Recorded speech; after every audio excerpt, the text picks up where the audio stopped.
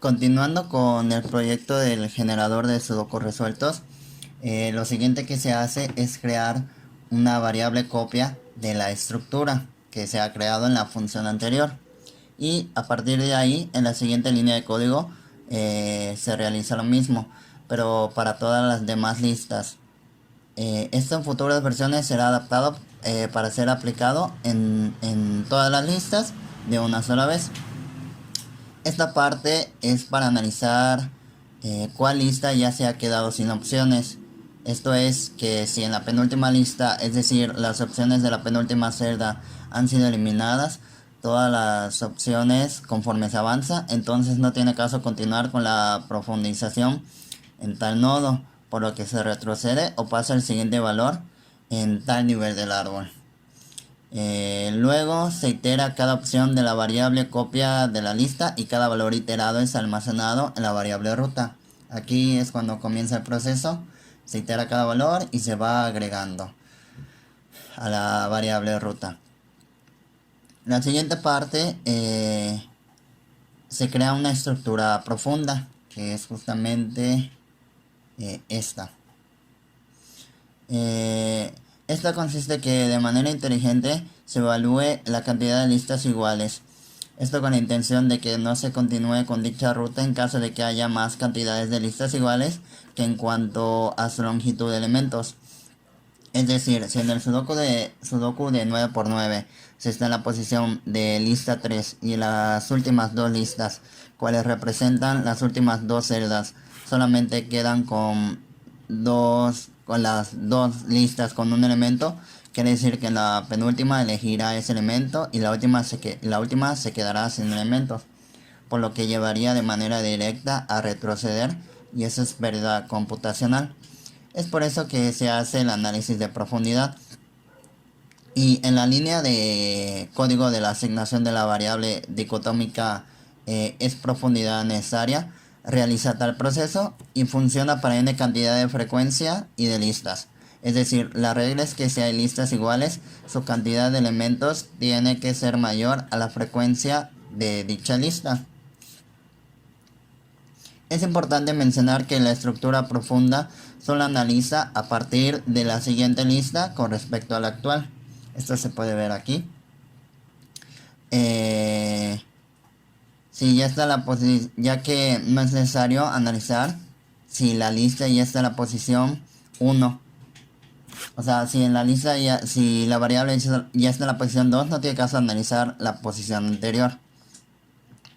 Y en el siguiente condicional, lo que se hace es analizar si existe alguna si existe alguna lista vacía en las listas siguientes a la actual, ya que si existe alguna lista vacía, entonces no es necesario profundizar en ese nodo. De la misma manera, es importante que la variable de es necesario profundidad sea verdadera para continuar. En caso contrario, no se seguirá con dicho valor actual registrado en la ruta. Otro caso para que no continúe es que la ruta ya tenga la cantidad de elementos necesarios. Es decir, si ya han sido registrados 9 elementos para un sudoku de dimensión 9, entonces quiere decir que la submatriz ha sido completada y no debe continuar con el recorrido del árbol. Esta validación se hace en esta parte.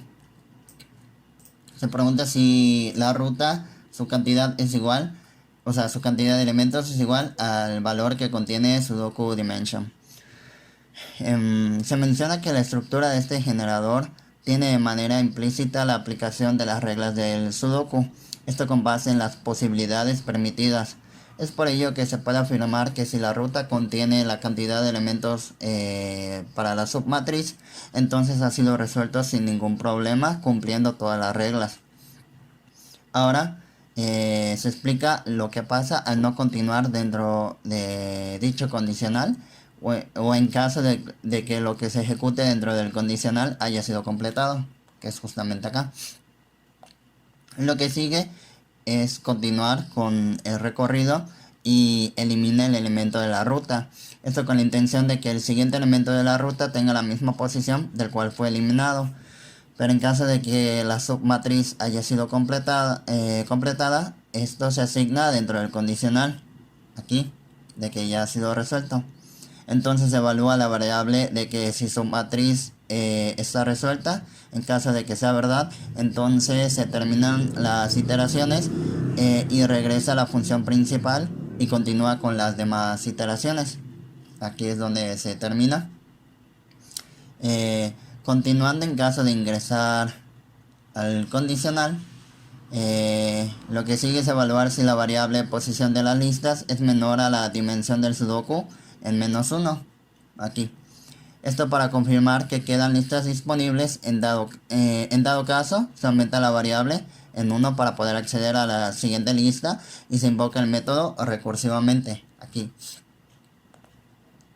En caso de que no se cumpla la condición, lo que pasa es que se resta a 1 la variable posición de las listas, con la intención de lo que estaría pasando sería regresar.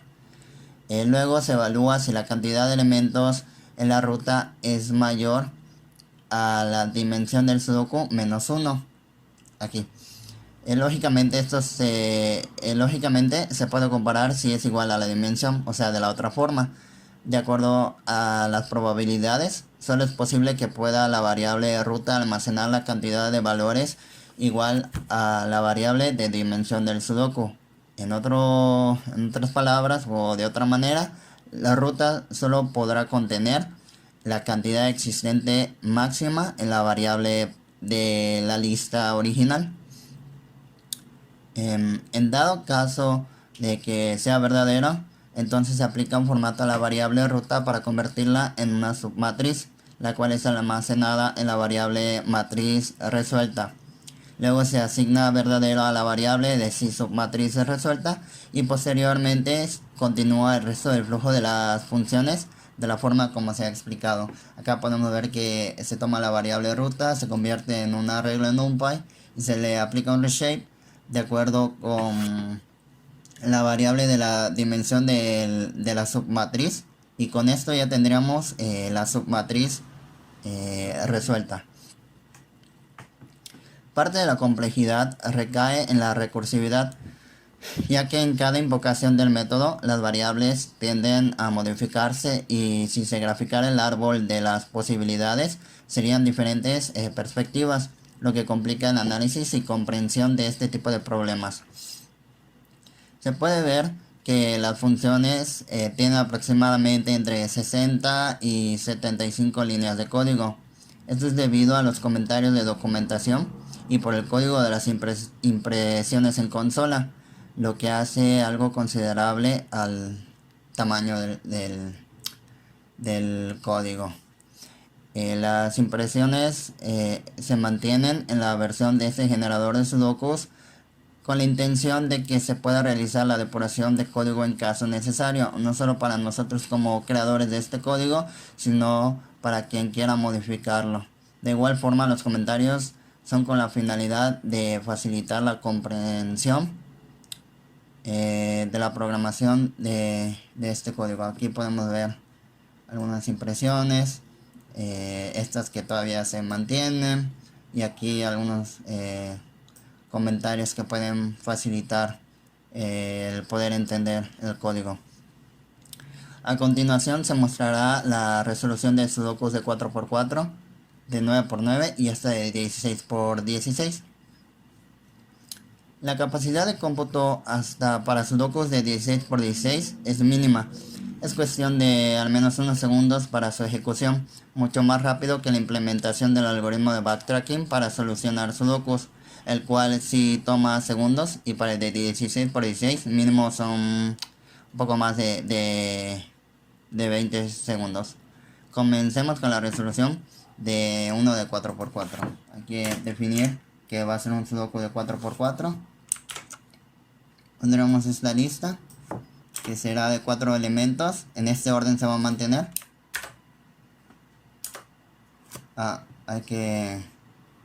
Vamos a comentar esta lista. Esta es de la forma manual. Acá se resuelve el sudoku y acá se imprime. Podemos ver que el sudoku ha sido completado. Ahora pasaremos por uno de 9×9. Solo necesitamos modificar acá el 9, y vamos a comentar esta línea y vamos a dejar estas dos para que sea en la creación de la lista de manera automática. Esto es puede ser un poco, se puede ver conveniente, ¿no? Si se quiere realizar un sudoku de 16 por 16 o uno más grande, ya que no tendríamos que codificar el orden deseado de la lista y lo dejamos a que sea probabilísticamente aleatorio.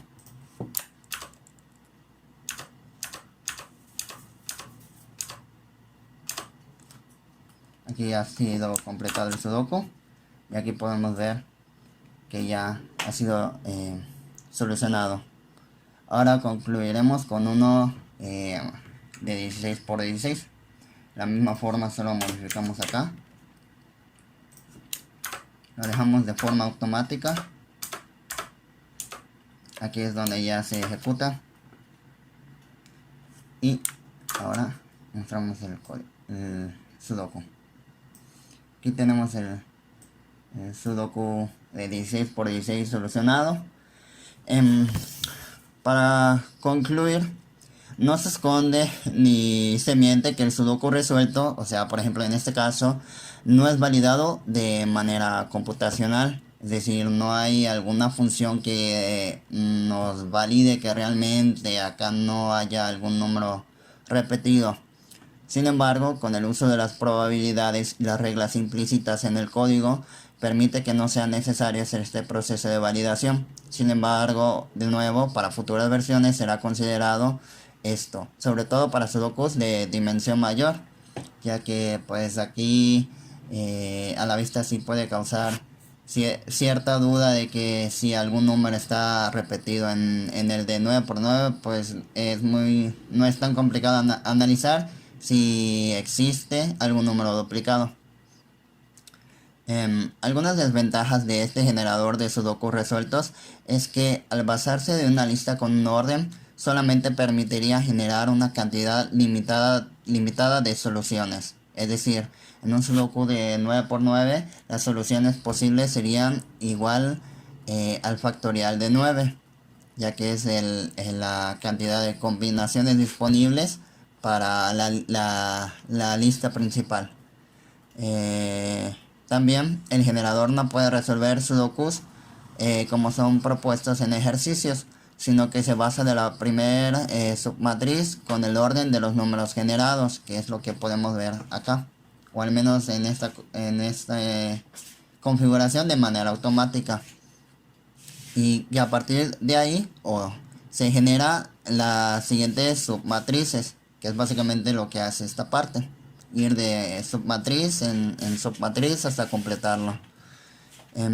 Otro punto importante es que este generador es considerado incapaz de resolver sudokus de 25 por 25, ya que la cantidad de posibilidades aumenta considerablemente, por lo que lo hace realmente tardado.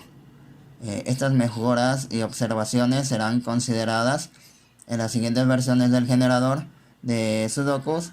Esperamos que este tipo de contenido explicado en el video les sea útil y de su agrado. El código del proyecto se encuentra en la descripción del video. Muchas gracias.